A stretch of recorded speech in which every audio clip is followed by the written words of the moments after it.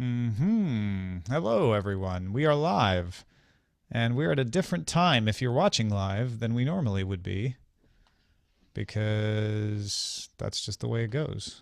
Because we like to change it up. We like to keep you on your toes. Mostly we wanted Patrick to be awake. Well, that too. We wanted Patrick to be on his toes. Are you on your toes? Well, I'm on my butt, so no. So this whole thing was for nothing then. Damn it! I think I am more tired than Patrick, even though he's up early in Japan. Because your mischievous dogs tricked you. They tricked me into getting up at 5. They knew that I was not at home this morning, and they knew that I was out of sorts, didn't have my normal clock to look at, and they told me it was 6, and it was only 5. And they tricked me into told you it there. Was 6. Yeah, they did. Like, oh no, dude, it's 6. You need to give us our food now.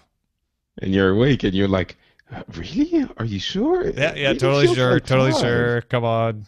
It was Django. Django was the one whining. And I was like, oh wow, it seems like kind of dark for 6, but okay. So where were you? Palm Springs. What were you doing in Palm Springs? Relaxing. Eileen found a good deal on an Airbnb there, and we just spent our long holiday weekend. Oh, right, of course. Yeah. Oh, you did the headlines show, so I didn't realize it was you went away. I did the headline show from Palm Springs. Which makes sense. I should have started it live from Palm, except it wasn't. What mic do you use when you do that? I have a Shure PG48 that I use when I'm on the go because it can take a beating. In fact, do I have one of them here? I think I might. There's a case for one. PG48. Yeah, it's actually a public address mic. Right. Yeah, I was using. There it is. Yeah, I was using this kind of thing for a very long time. I was using a Sennheiser S815 or something like that. They work well. So do you use it with an icicle or? Yeah. I very gently treat my icicle and use it on the road. It's not very hardy, but if you wear velvet gloves and lift it gently out of your case, it can hold up. Right. But yeah, I just do that and then record straight in. I even brought my C920 in case I was going to do video, but I didn't end up doing video because I didn't want to shower. Right. That's a good reason. So although you know the smell doesn't come across really very well through the internet, so no, not yet. That smell-o-vision though is another buzzword we're going to be talking about on today's show. Smell-o-vision. How many times has it been tried? Oh my gosh, I know, too many. All right, yeah, shall we get this on the road? Wait, where are we going? All right, let's go. I was born ready. G'day, this is the Daily Tech News Show. I'm American and this is my best attempt at an Australian accent. If you'd like to hear a real Australian accent, go to dailytechnewsshow.com/support and pledge an amount so Peter Wells can do a 6th day of DTNS. Shrimp on the barbie. This is the Daily Tech News for Tuesday, May 31st, 2016. I'm Tom Merritt. Joining me today from Japan, Mr. Patrick Beja. How is it? I'm sorry, I messed up the introduction. It's Tuesday, May 31st, 2016 for me, Tom Merritt. It is actually Wednesday, June 1st, 2016 for you, Patrick Beja in Japan. Yes, it's already June, which means that some cultures consider it's summer. Yeah. And so it's really more the future even than it usually is. You're a whole different season, a whole different month. It's incredible. No, and you know, go ahead and write the email telling me that, well, actually, the season of summer is generally accepted to begin during the solstice on June 21st or 22nd. That's fine. It's fine. We're talking about how we kind of spiritually consider June to be summer. In France, it is absolutely the during the solstice that solstice and what is it for the other one? The equinox. Equinox, that we change seasons. However, there are many countries that actually consider the beginning of the season at the beginning of the month. And I can tell you that because it was a strong point of contention with my wife for a very long time. There you go. See? Because there you Finland, go. Yeah. Crisis not averted, but at least explained. Explained. Here in the United States, we can now start wearing white pants because it's after Memorial Day. So have at it, white pants owners. Meanwhile, we've got headlines to look at. Computex is going on, folks. Intel announced its new 10-core Broadwell e-gaming chip. New jargon comes free with the chip. Turbo Boost Max Technology 3, which is a lot of words for the fact that each core on the chip is tested to see if it can safely be pushed past the normal limits. Gives you some more options. It's a real cool feature. It's just got a laborious name. That will stretch the claimed 20 to 25% performance increase beyond 20 to 25%.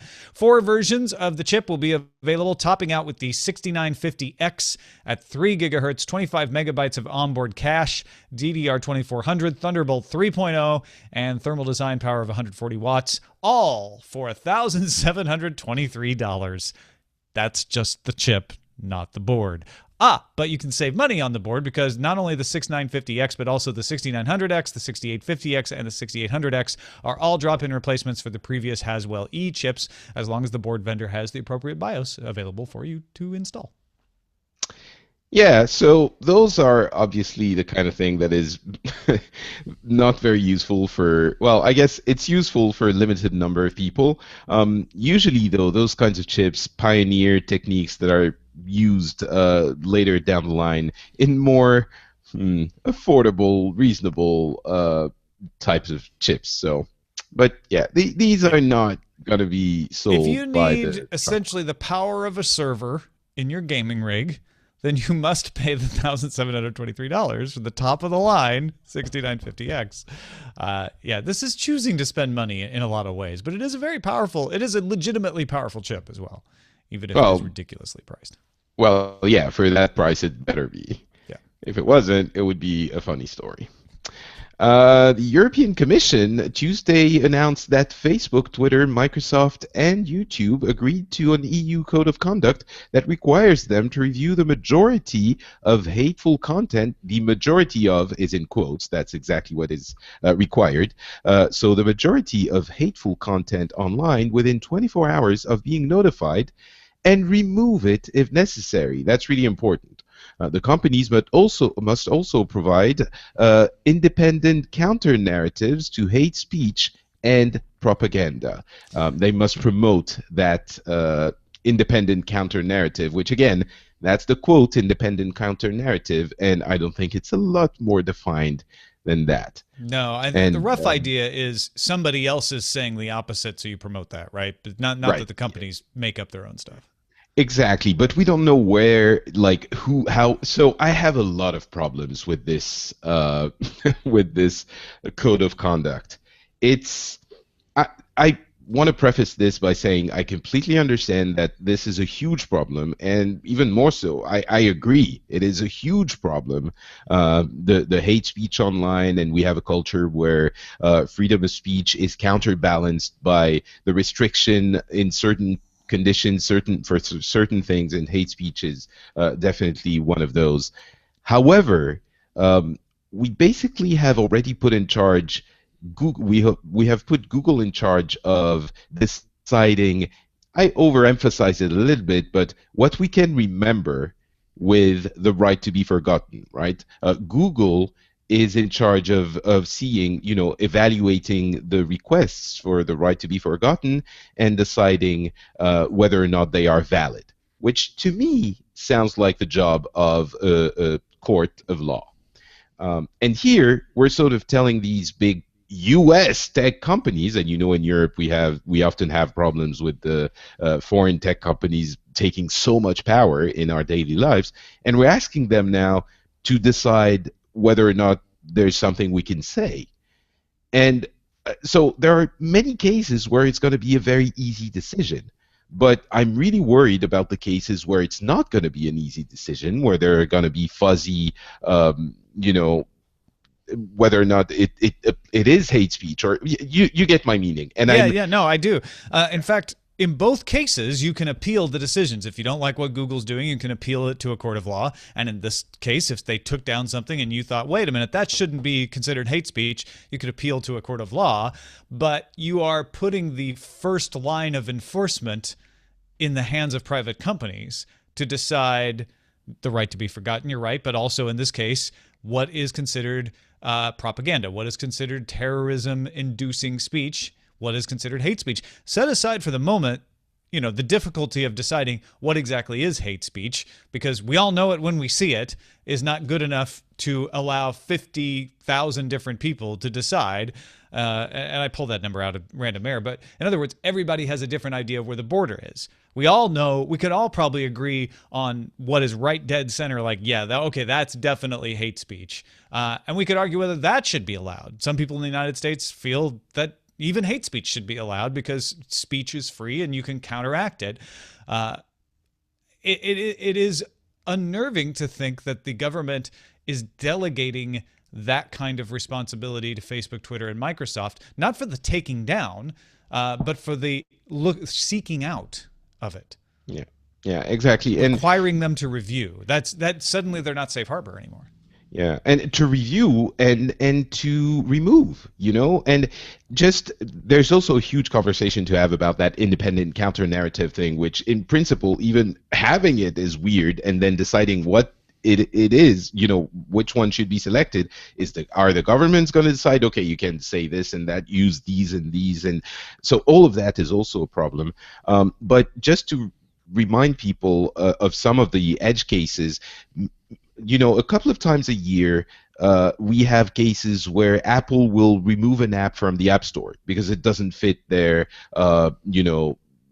terms of use, and often it can be a painting that shows breasts or something like that. And in Europe, we're outraged when that happens because we're a little bit more liberal in that area, and we don't mind, especially if it's a work of art.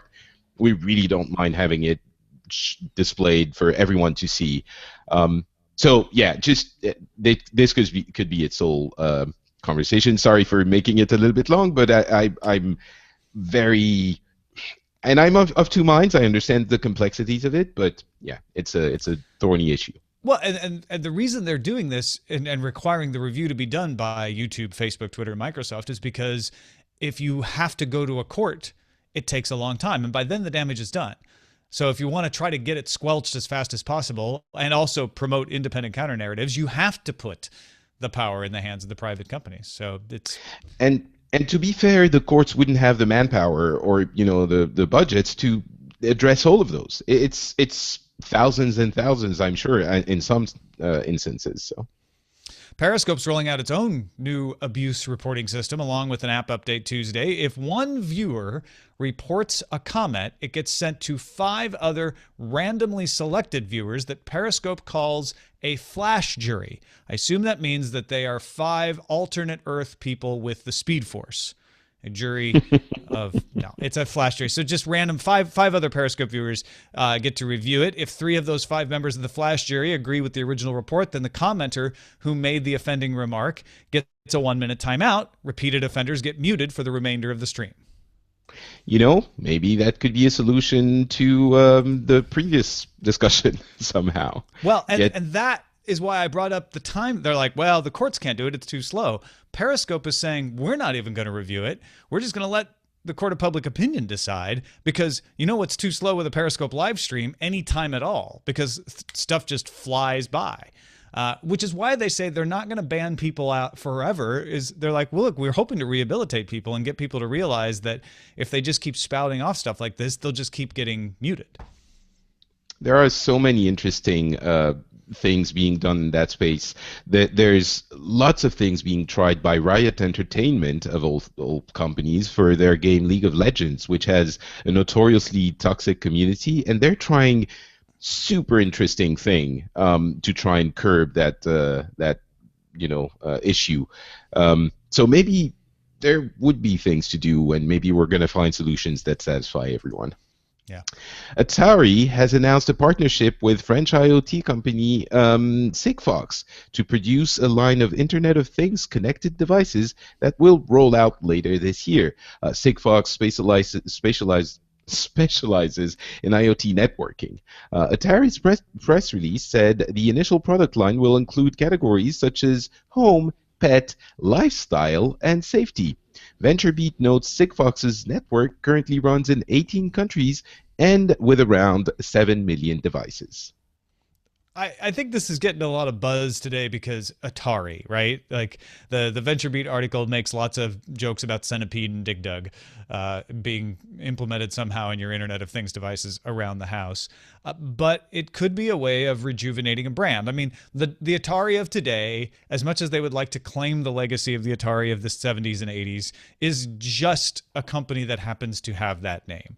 It really isn't a legacy of the Atari 2600, but wouldn't that be interesting if it took off and we had a bunch of Internet of Things devices with that little Atari logo on it?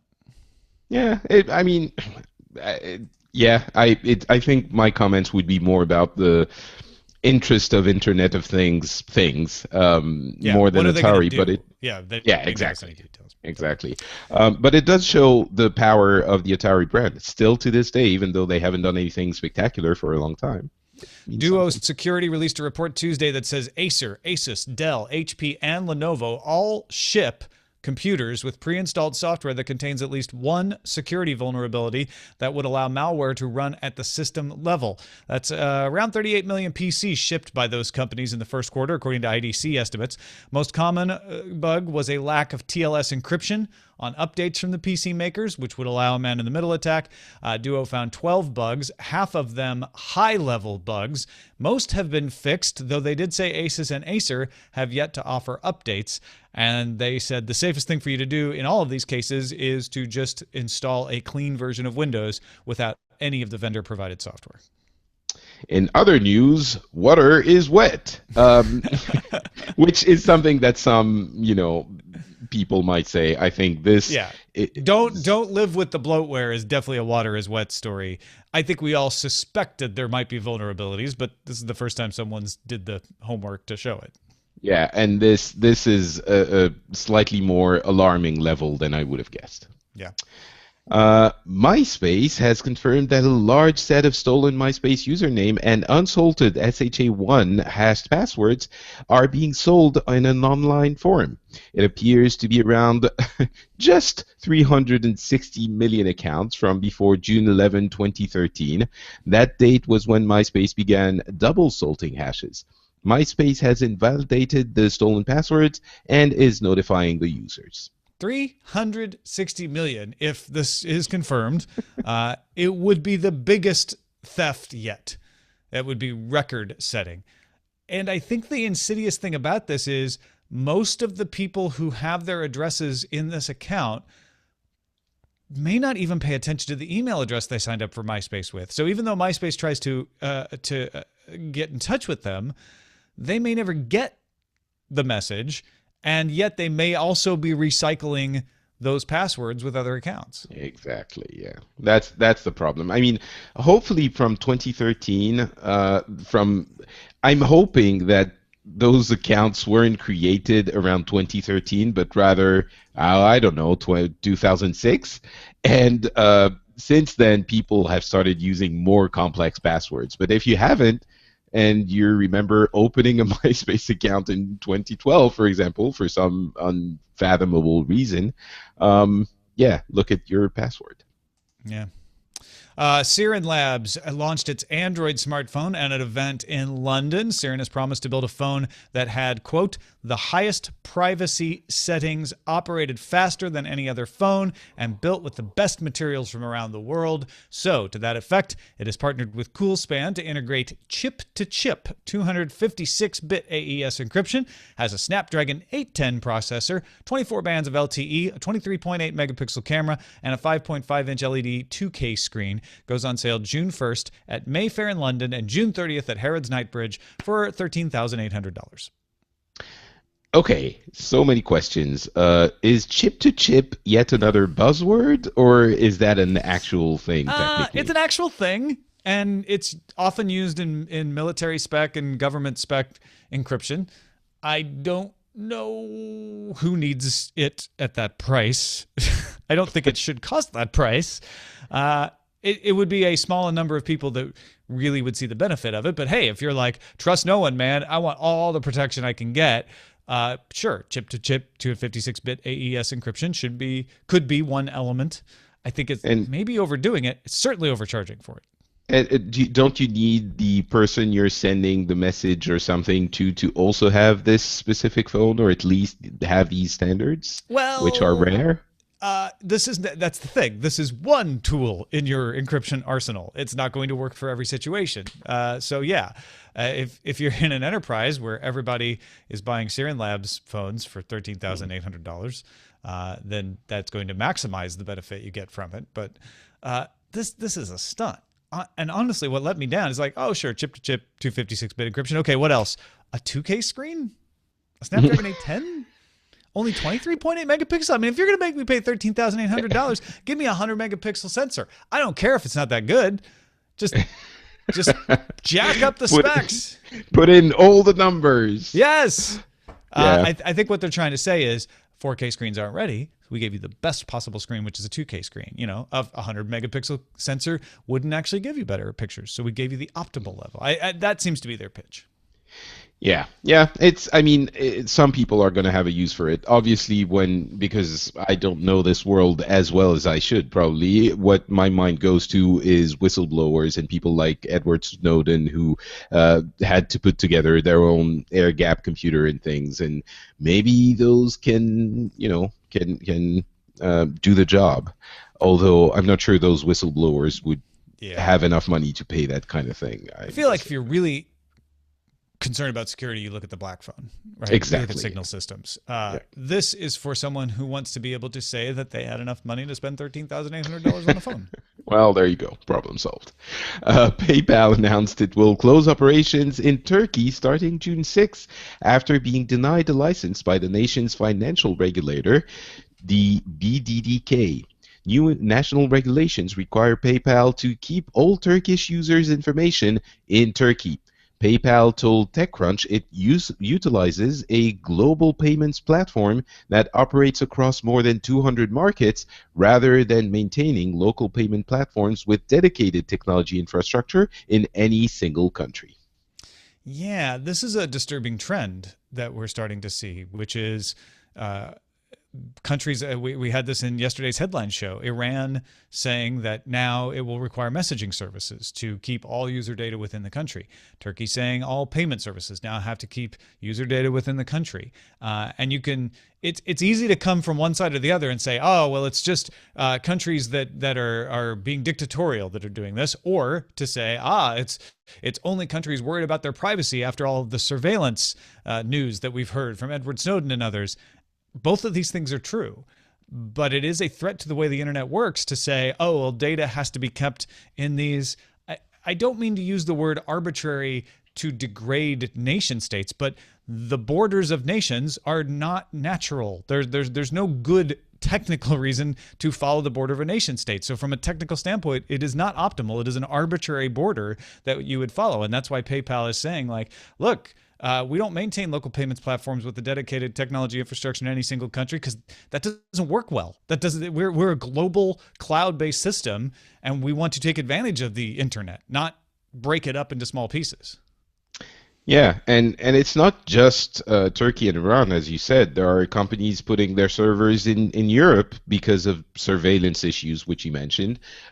So it is again something that I think warrants a lot more thought and discussion. And if everyone starts doing it, it could be a problem. So. Yeah, I mean, Europe still hasn't really solved its safe harbor agreement with the United States. So all these United States companies are at risk bringing European data over to their servers outside of Europe, whether it's in the United States or elsewhere. Yeah, and it's not just that. It's also that companies want to, commercially be able to say your data is fine. Whatever government doesn't have the legal power to demand it because it's not on their soil, for example. But it might be a slightly different issue. But yeah, still, Microsoft servers is fighting that over the emails that are on an Irish server, for instance. Exactly. It is one of those friction points in the development of the internet, which isn't new. We've run into it in other situations where having had to travel through, across large distances allowed us to develop policies that were localized, and the internet gets rid of those artificial boundaries and says, hey, everything is available pretty much instantly anywhere on the internet. Big thanks to everybody who submits stories on our subreddit.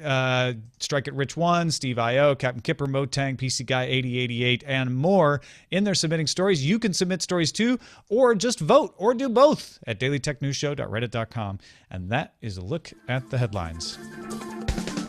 So Computex kicked off today. Well, today for us, yesterday for you, oddly enough, because it's in Taiwan. So it's like 18 hours ago it kicked off. Technically. Anyway, Computex has kicked off, and like any conference, the buzzwords are flying. The old wearables is out there, still kicking. Qualcomm leaned into that with a Snapdragon 1100 Wear chip meant for fitness trackers or watches for the kids and elderly, and touting the buzzword battery life with that as well, up to 7-day battery life on the Snapdragon 1100. We're also seeing a lot of VR in everything, and we're seeing the ridiculous, like that $1,723 desktop processor for gamers. So this made Patrick think, well, okay, we've seen a lot of buzzwords rise and fall, and it made me think there are about 3 categories roughly of buzzwords. They're the ones that just become normal words and don't seem like buzzwords anymore. Smartphone is an example of that. We just call something a smartphone. At one point, that was a buzzword for the trios and the things that were smarter than the regular phones. Now it's just a word we use. Buzzwords that lag behind, and they're dumb buzzwords for a long time, and then they become real, like tablet. Like a tablet computer. That was just a dumb buzzword referring to an old CES keynote by Microsoft until finally it wasn't, and suddenly we have tablet computing. And then we have buzzwords that just fail. Nobody talks about netbooks anymore, do they, Patrick? I don't think so. Thankfully, no. I think that hip tops. Remember hip tops? That I don't remember. Yeah, it's too buzzy, even for me. That one had a very, very brief life. So the question becomes, what about today's buzzwords? What are their fates? We talked about AI. We talked about chatbots, possibly. Let's start with VR, though, Patrick. What is VR just going to be one of those buzzwords? Like, hey, remember when everybody was buying the Vive and the Oculus? That was funny. So that's, I think it's a really difficult one to answer, because VR is certainly a buzzword, but it's also it's become a buzz industry at this point. There are so many people investing in it. It's more than just a simple buzzword. It's sparking so much enthusiasm and so much work that it sort of goes beyond, I think, the buzzword level. However, it is still very difficult to tell. I think this is one of the ones where I wouldn't be comfortable saying it's going to take off and still be here in 5 or 10 years. And I would also be hard pressed to say, it's going to die in 2 years. It's one of those that could become something, and some people are saying it's going to die. It's like 3D in TVs, and no one cares in a year. And others are saying this is revolutionizing the way we interact with digital content. The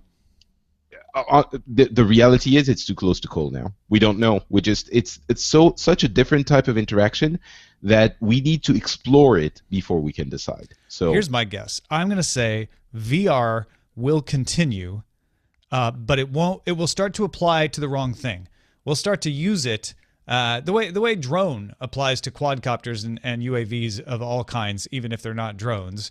We will start to misuse VR to refer to augmented reality, mixed reality, all these attempts to say, well, no, we're not really VR. Those will be the more successful of the bunch, and I think the current VR headsets will kind of move towards that HoloLens, Magic Leap type of form factor, but I think we'll continue to call them VR. I think people are just used to that. It's possible, but then you're not answering the question of actual VR. What of those those immersive experiences with a headset that cuts you off from they the other.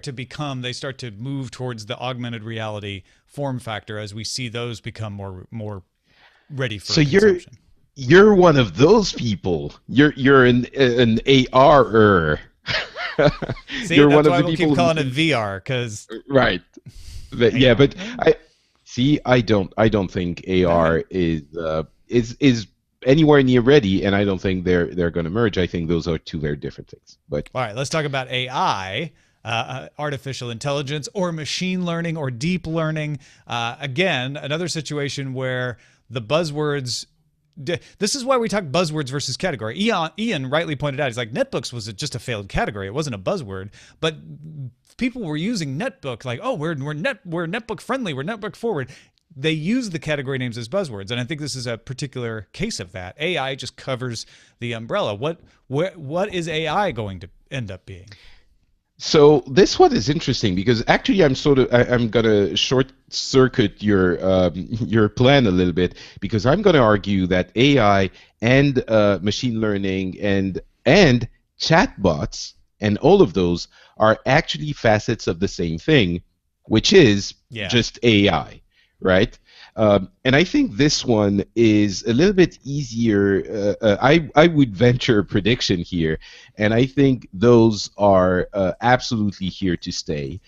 These are not even buzzwords. It's a new type of computing, which is very difficult to imagine isn't going to be here forever. It's the same. It's basically the same as the virtual assistants, which we've seen around for a little bit. And it might take a lot of time, but ultimately, these are a new computing interface. It's instead of using a mouse and a keyboard, you use your voice, and in order for that to work, the computer needs to understand you, and in order for that to work, it needs to be artificially intelligent, right?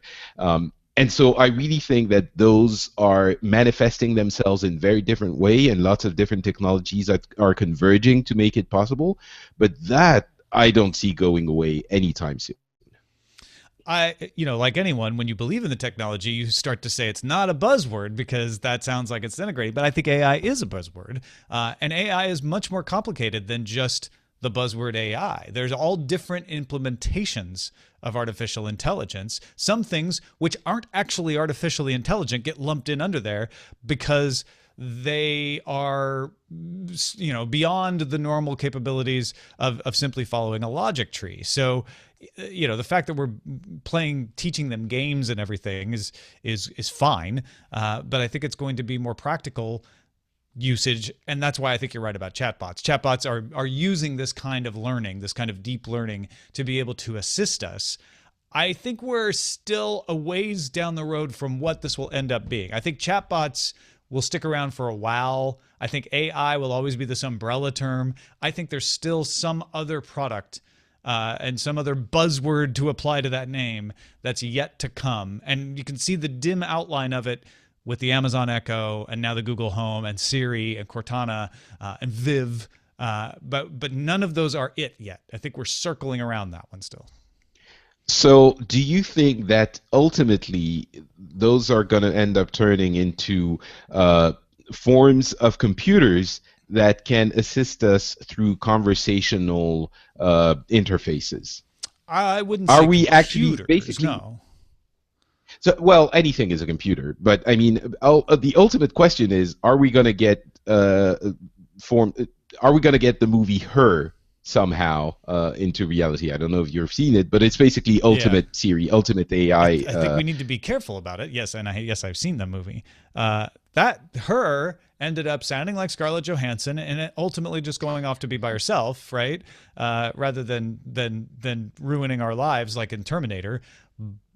But I read a great article in Scientific American today about the fact that, look, Terminator's dumb and silly, and that's not what's going to happen. We shouldn't assume that machines are going to come out to hurt us, but we need to be careful how we program them, because if they are intelligent and can start to choose for themselves, they may not choose the way we want them to, not out of malice, but because, I guess one of the typical arguments is, You ask it to go get you coffee, and if something gets in its way, it will eliminate it in order to retrieve that coffee for you if you weren't to program it correctly, right? You have to be able to say, well, you should try to understand human nature, but you should never be certain that you understand human nature to the point where you start to make decisions about things that you shouldn't.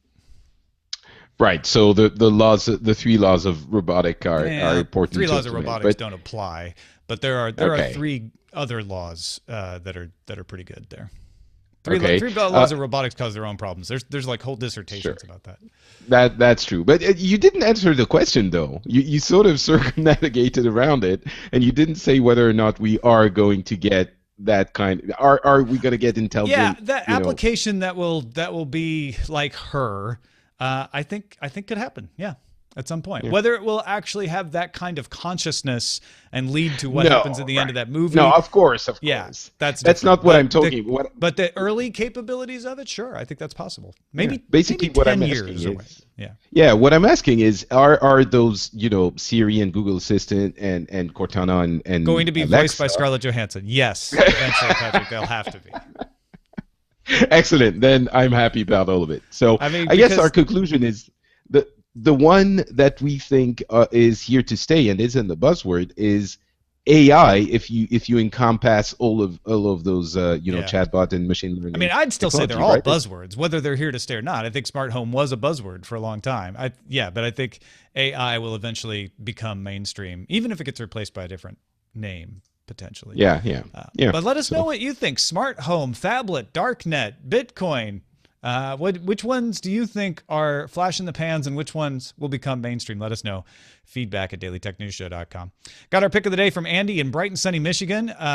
This is also a tip for Jenny Josephson, our senior producer, since she was asking about tips in using Outlook on her Windows Work PC. Outlook has a built-in option to delay delivery, which can be set per email or using a rule. For instance, if you are in the US and are regularly emailing someone in Europe, you can make a rule that any email sent to that email address after the end of the European business day will be delayed until the next day.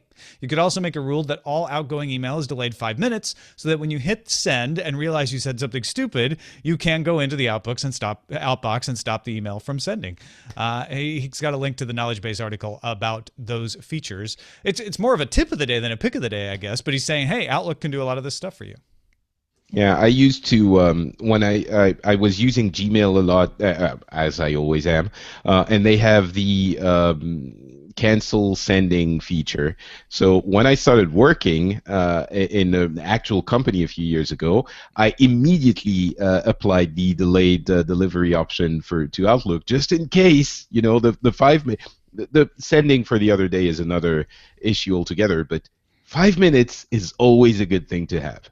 Yeah. Seriously. Trust us. There are definitely, if you've ever seen the movie The Intern, you know that you need that. Send your picks to feedback at dailytechnewsshow.com. You can find more picks at dailytechnewsshow.com/picks. Message of the day comes from Mike. More on the self-driving cars. You guys continue to be interested in this, so I'll pick one. We got lots of other emails and very thoughtful and good emails from folks.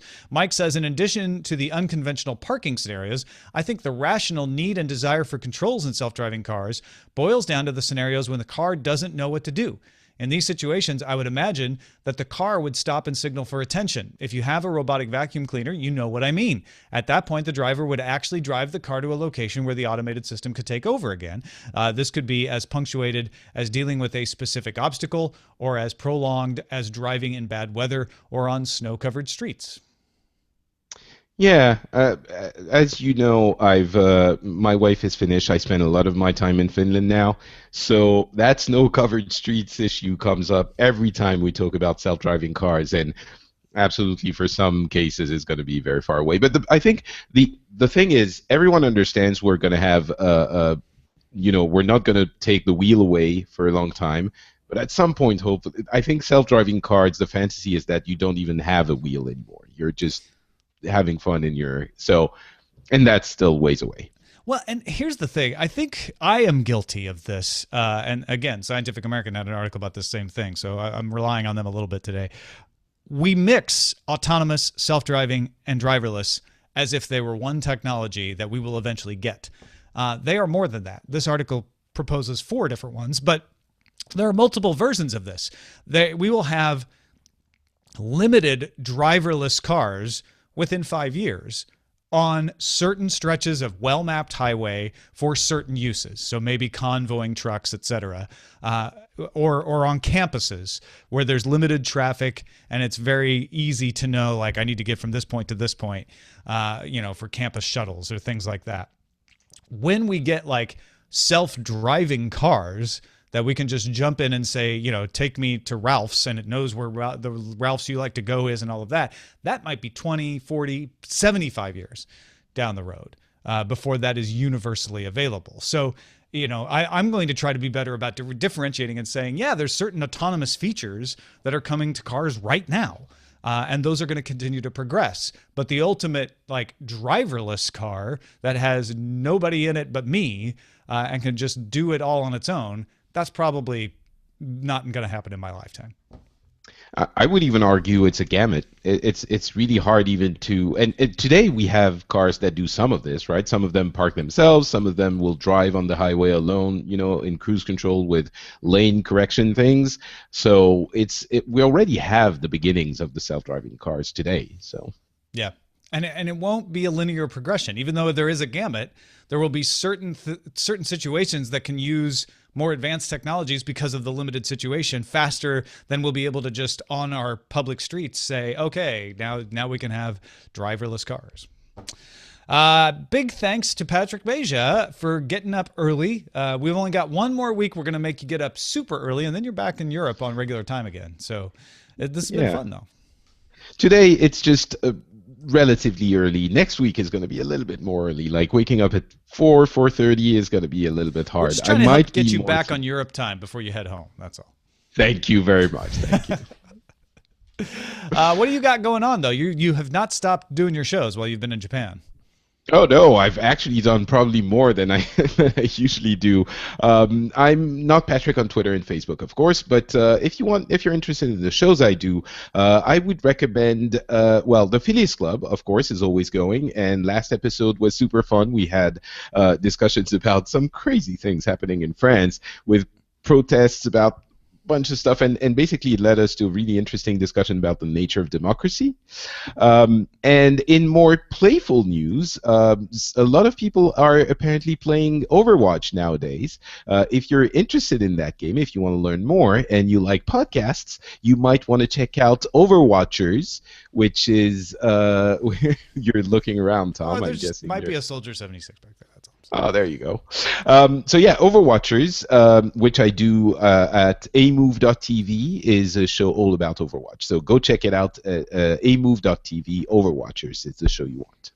Thank you, folks, for making this show possible. We don't take advertising money. We just take your money if you're willing to give it. You could listen for free. If you do listen for free, we totally understand. Maybe just leave us a review on iTunes or tell some friends. Sign up a couple friends, get them subscribed. More people listening, the better. But we are able to do more. The more of you who are willing to give us like $1 a month or more, dailytechnewsshow.com/support. In fact, if you give $5 a month, you get access to the treasure chest, which has full pre- and post-show audio recordings, special recordings, and in fact, it will have standalone files for Chris Christensen's Tech in Travel segment. There's one coming up in the audio version after this show, but you can get them all in the treasure chest. We also have an interesting call. It was about 2 minutes long, so a little too long to play within the show, but something about remarketing from Eric that we'll throw in the treasure chest as well. Our email address is feedback@dailytechnewsshow.com. You can give us a call, 512-59-DAILY. Catch the show live Monday through Friday, 4:30 p.m. Eastern at alphageekradio.com and diamondclub.tv, and visit our website, dailytechnewsshow.com. Back tomorrow with Scott Johnson. Talk to you then.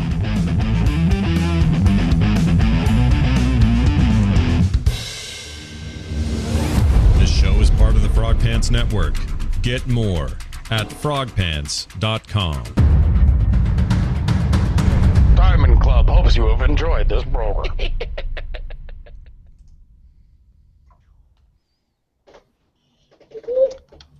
Excellent. Good show.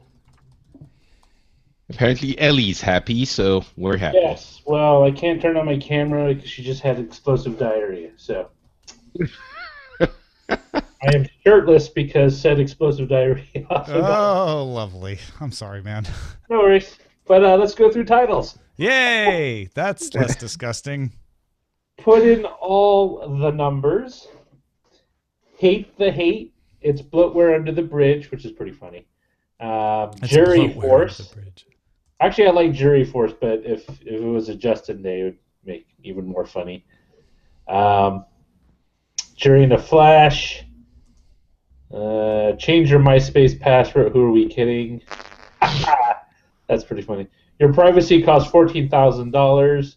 No turkey for PayPal. Buzzwords lack the buzz after a while. Buzzwords out loud. A jury of your peer Periscope. Whoa. That one's working hard. I like where it's going, though. Take the PayPal, leave the turkey. Take the Finished. I like Kelly's suggestion. AR is the new VR? Yeah. I disagree with that. Well, should we change it to a question? Is AR the new VR? No, that sounds like the discussion topic. No, you're right. That overpromises. The 3 stages of Buzzwords. 3 stages of Buzzwords, like not bad. I like that. That is pretty funny.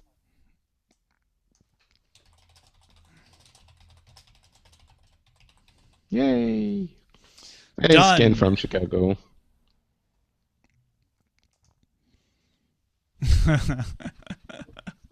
Explosive buzzwords. Thank you, another Jamie.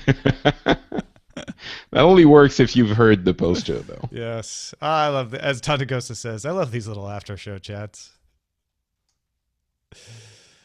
Yes. So what do you got planned for your last couple weeks there? Nothing much. Just regular living. Well, that sounds boring.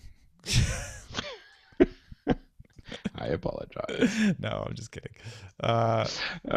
Yeah, no, we've done a bunch of stuff already. Yeah. We're just gonna go back to the places we like, to the. I think it was just the right. I'm already talking about it in the past tense. It's just the right amount of time. I could go on forever, but Sonia is she's just going to school. She's getting a little bit bored now, so it's the right time to go back, get back to work and everything. Yeah. So, and honestly, the one thing that I actually miss the most is my gaming PC, because this Mac is crappy. Is not a gaming PC. It is not. No. So. Yeah, Macs are not for gaming. They almost were for a short period of time.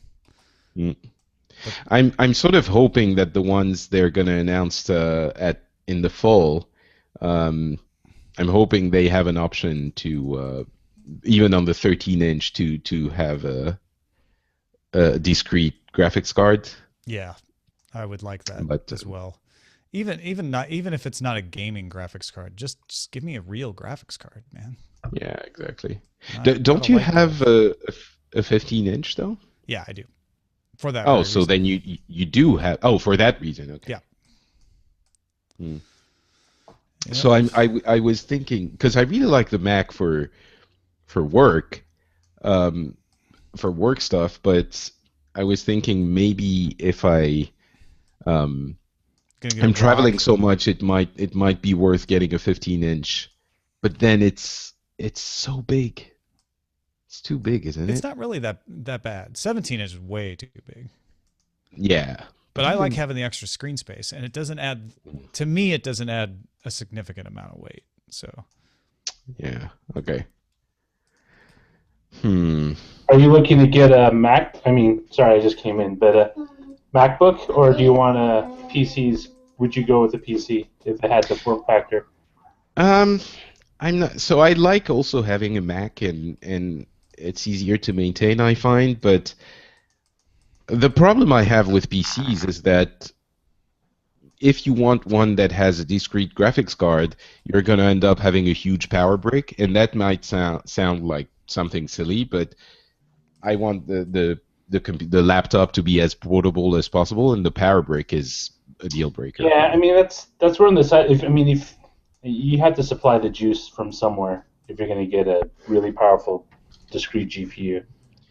Yeah, which is why I think the 15-inch MacBook Pro has a reasonably sized power thing. So I would settle for that. But why? Did you have something to recommend? Well, I mean, the MacBook Pro is supposed to be refreshed at the end of this year. Exactly. Yeah, that's what I'm hoping. One of the things that a lot of people are kicking around is, are they just going to basically try to do what Razer and a few other companies have done and put like, hey, you can get a super fast, powerful GPU just to put into a chassis and plug it in via Thunderbolt 3 connection. So you still have the portability, but if you wanted, and you had extra $400 to spend, you could get an awesome discrete GPU as well. No, I don't see Apple doing that. I don't see Apple doing that at all. I think it's completely unlike them, and it doesn't serve their market at all. If they have an option to have a discrete GPU in their 13-inch, that I could see that happening, but a outside GPU, I don't. I mean, I'm wondering if a lot of people are talking about whether or not they'll go AMD with the next GPU, because supposedly with the Polaris. Is it Polaris, the latest?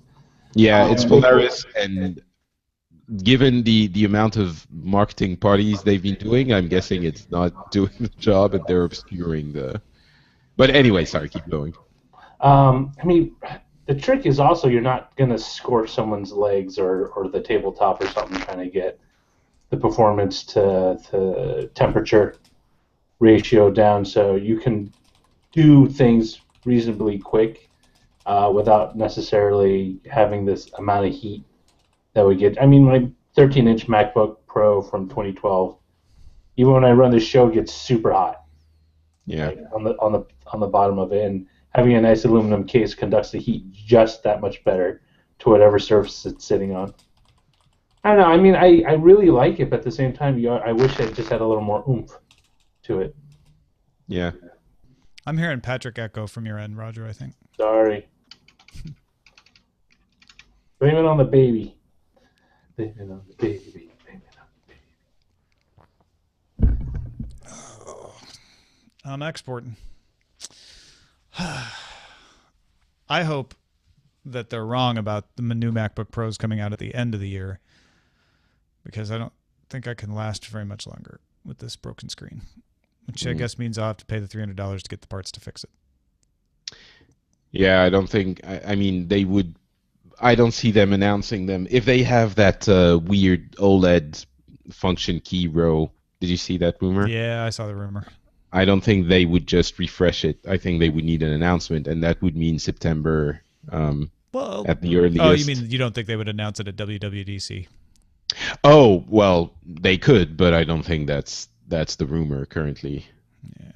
Yeah, they could at WWDC. That would be perfect. But, Patrick, that's why I'm insisting on this. Yeah, no, I would want them to do that as well, because I wouldn't mind. I didn't realize I was going to need the powerfulness of my device so much because I'm traveling too much.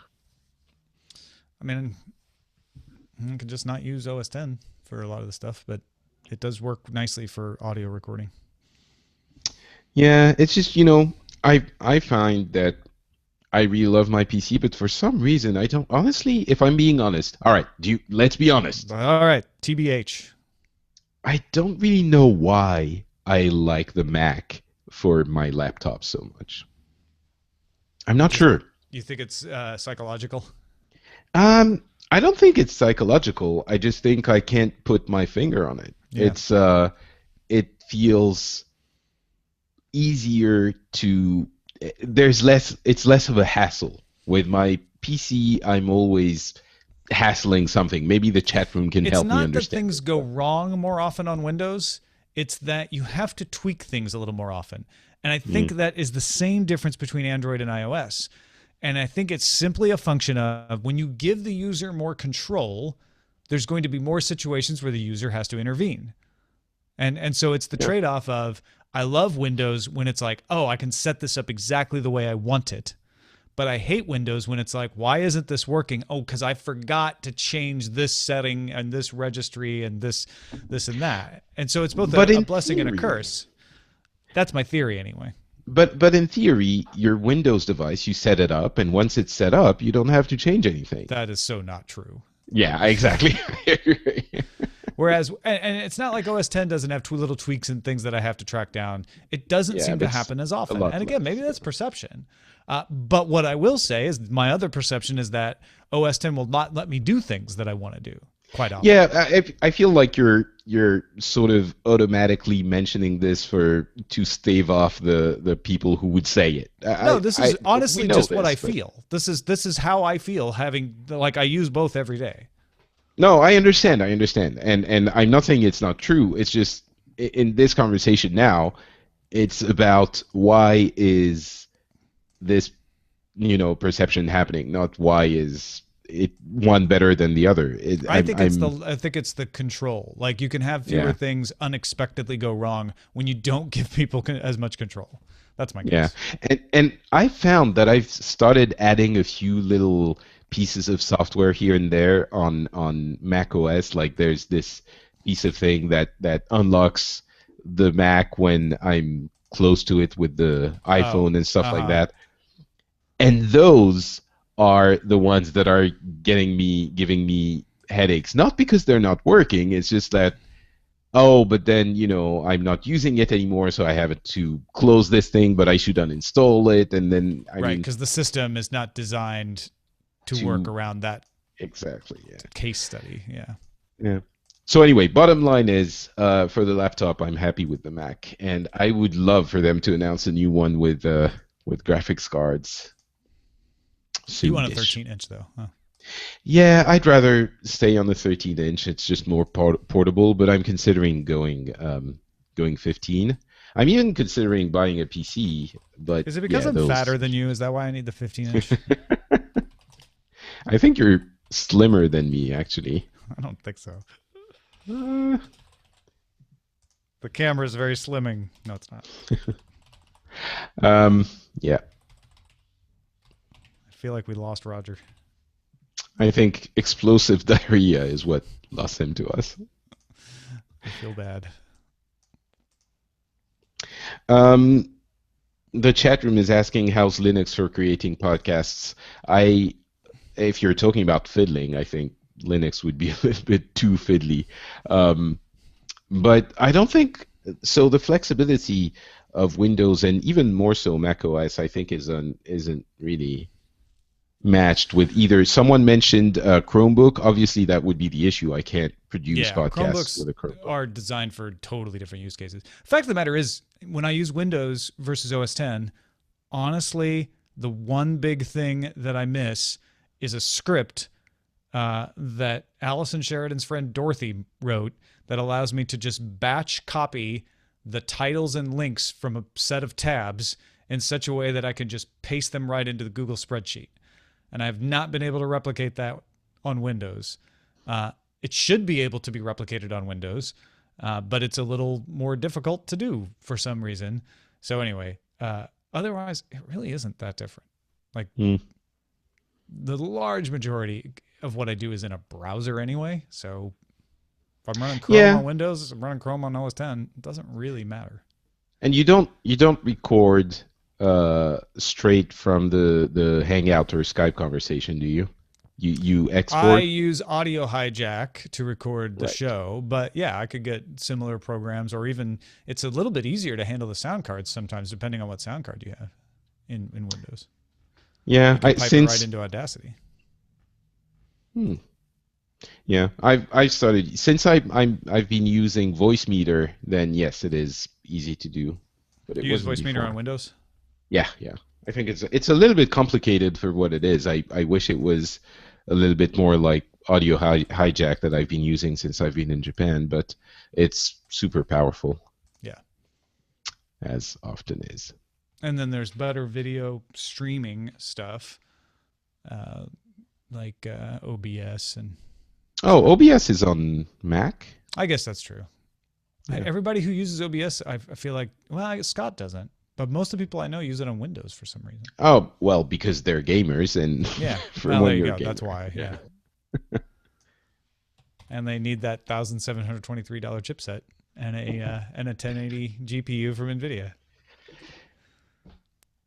I'm not sure. I was thinking I would buy a 1070, but now I think it's too expensive. Wait, I mean, it'll come down. Yeah, but that's always true. That's why they do that right there. Yeah. No, but I mean, yes, the 1070, it's not, I mean, mid-range, I can imagine paying $300 or 300 euros rather. Mm-hmm. 400 or 500 is too much for a mid-range GPU. So.